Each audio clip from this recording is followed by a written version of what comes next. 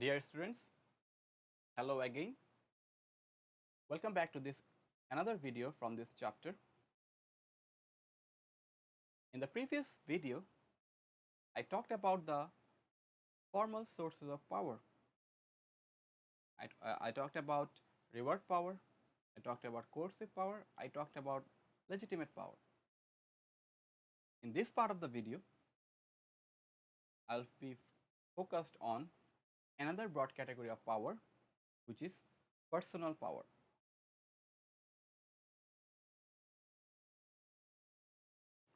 As you can see, there are some sources of power that doesn't depend on the higher position someone holds in the organizations or the capacity someone has to reward or punish someone.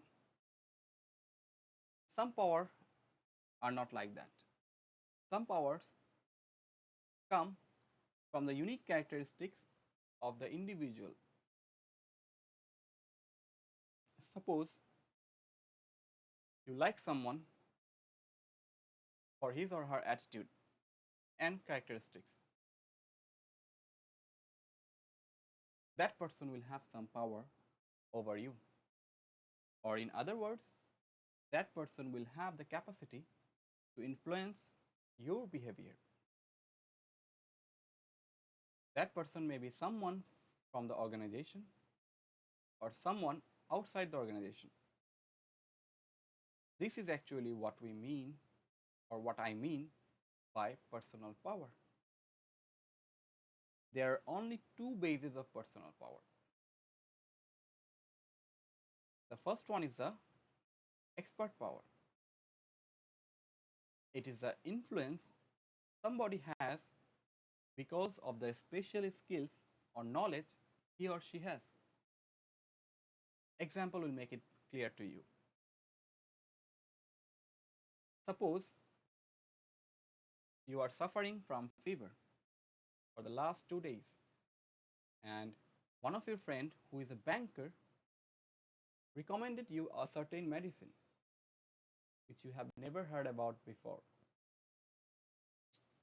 Chances are high that you won't take his advice. Next day, suppose you went to see a good doctor and the doctor recommended you the exact same medicine. Now you will take the medicine because you know that doctors have a special skill, doctors have specific skills and knowledge in this segment which will influence you to follow the doctor's advice. Here the doctor is said to have expert power over you because he has the ability to influence your behavior, or he has the ability to instruct you to do something and you will be obeying, you will be following his order. That is what expert power is. Similarly, lawyers have expert power or influence over you when they recommend you to take some legal action. Because of the expertise he or she has, chances are high that you will follow his or her instructions.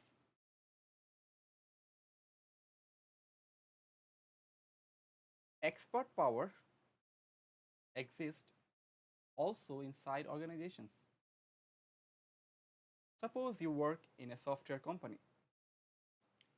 There is one specific employee who is very good at programming. He is excellent in programming. He may not be in a very high position in the organization, but he is unmatchable when it comes to programming skill. This person will very likely to have expert power over some other employees who want to be like him in terms of programming skill. Others may think that we have to maintain a good relation with that person, obey him, and never displease him, so that in future, whenever we want to learn any new type of programming skills or we face any problem with the programming, he may be able to help. And this person who is expert in programming is said to have expert power over his colleagues. And this power or expert power he has, he didn't receive it from the organization. The organization didn't bestow or the organization didn't rewarded him with that power. No, this power he has earned personally with his own unique characteristics.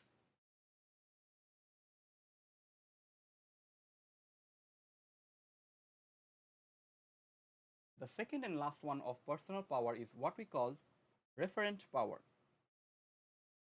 This is a very powerful source of power. Referent power, as you can see, is an influence based on possession by an individual of desirable resources or personal traits. What does it mean? Think about some popular movie stars or famous sports person. Think about the specific ones you like and admire the most. When someday they take part in some product advertisement, chances are high that you will be influenced to buy that product. This is actually a very relevant example of referent power. How this referent power work? Maybe you like someone for their look, attitude, personality, or any other reasons. You want to have the desirable characteristics of him or her. You will give so much importance to that person in your life, and that will motivate you to follow what he or she says. Because of this, you may see that in organizations, people usually follow and obey some specific employees who have characteristics like very good attitude, great personality, good dressing sense, etc. They are likable, and that gives him some power over their other colleagues. Because of the effectiveness of this referent power, organizations are spending around billions of dollars on celebrity for advertising their product. So you understand how powerful personal power is.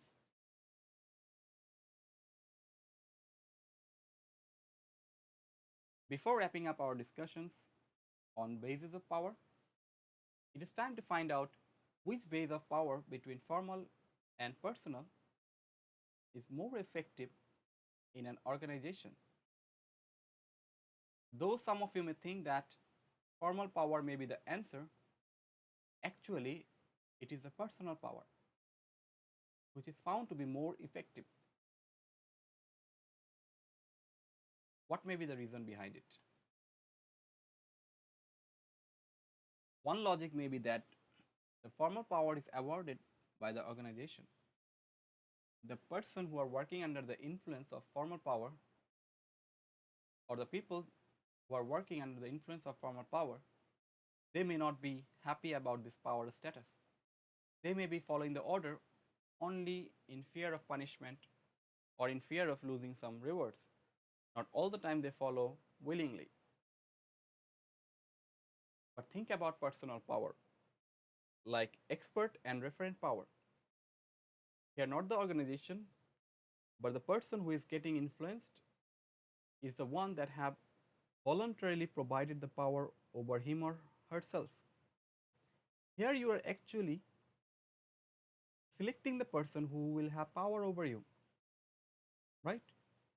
This makes personal power more positive and hence more effective. After discussing our self-made logic, let's see what research around the world say. According to research, both experts and referent power positively related to employees' satisfaction with supervision, their organizational commitment, and their performance. Whereas reward and legitimate power seem to be unrelated to these outcomes. What outcomes? Satisfaction with supervision their organizational commitment and performance. In another extreme, the research has found that coercive power, the effect of coercive power can be damaging. So organizations must be very careful about using this power too often. They must rely on, they should rely on personal power more. Having said that, I conclude our discussion of basis of power. Thank you for your patience throughout the lecture.